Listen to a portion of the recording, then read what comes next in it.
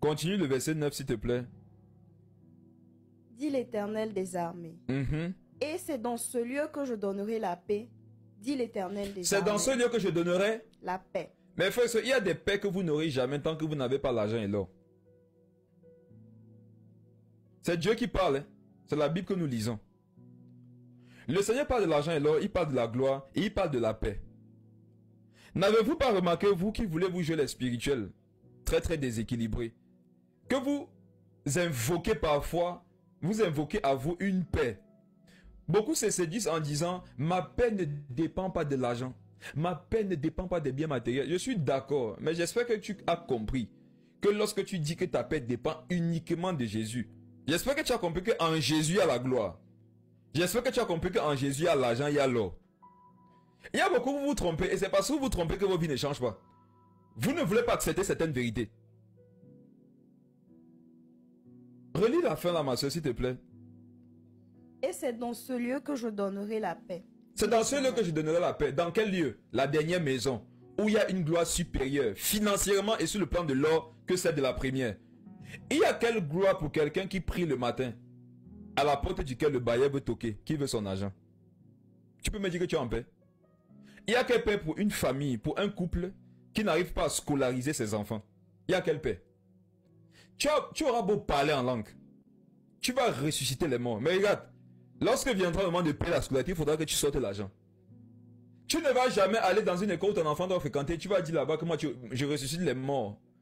On va te demander si c'est les actes de résurrection là qui permettent qu'on puisse acheter la craie, le tableau et tout ça pour l'éducation de ton enfant.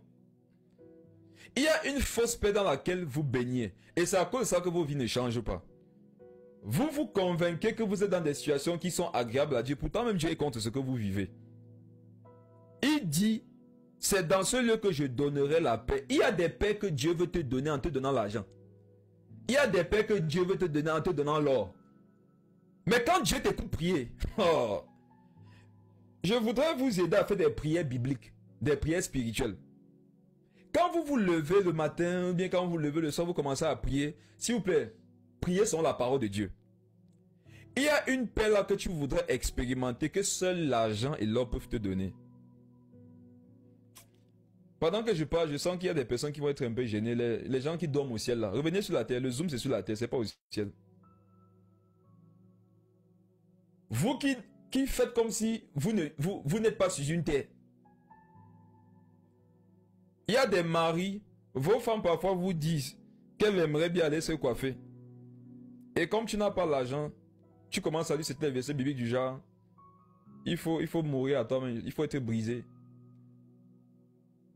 Est-ce que je peux parler, mes frères et sœurs? Il y a des chrétiens qui trouvent qu'acheter une mèche de 100 000 à sa femme, c'est Chanel. C'est pas que c'est Chanel, c'est que tu es pauvre. Ton problème, c'est pas que c'est pas la consécration, c'est la pauvreté. C'est la pauvreté. Il y en a qui trouvent qu'aller manger dans un restaurant, on va payer 100 000, c'est le gaspillage. C'est la pauvreté qui te dérange.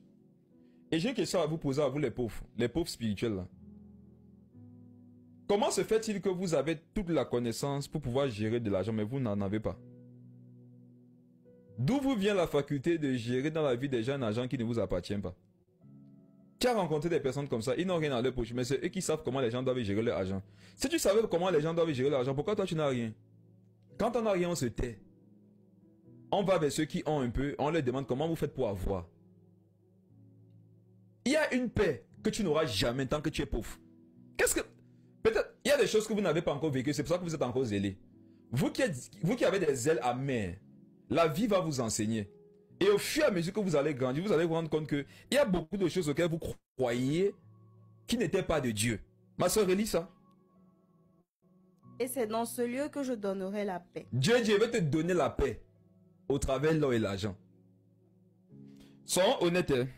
Qui reconnaît ici que lorsque tu as un peu d'argent, il y a une certaine paix que tu as? Répondons en commentaire. Tu n'es pas Chanel. Tu as juste à accepter une paix que Dieu te donne. Il y a une paix que Dieu ne va pas te donner par l'onction. Il y a une paix que Dieu ne va pas te donner dans la prière. Il y a une paix que Dieu ne va pas te donner dans la méditation. Il y a une paix que Dieu va te donner en te donnant une somme financière.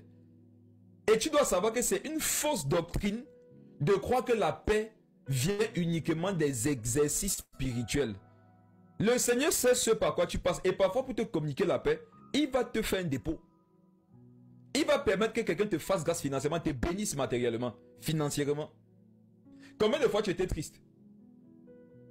Et c'est une bonne nouvelle en ce qui concerne le matériel qui t'a réjoui. Il y a des personnes qui t'ont dit que c'est parce que tu n'es pas brisé, tu n'aimes pas Dieu. Je te le dis de la part de Dieu, tu aimes Dieu. Tu aimes Dieu. J'ai envie de dire quelque chose qui va choquer quelqu'un. Quiconque aime ce que Dieu aime est spirituel. Si l'argent et l'or appartiennent à Dieu, ça veut dire qu'il aime ça. Si tu aimes ce que Dieu aime, tu es spirituel. Ce que tu n'aimes pas ne peut pas venir à toi. Je te donne un conseil, aime l'argent. Vous savez ce que Dieu n'aime pas? C'est l'amour de l'argent.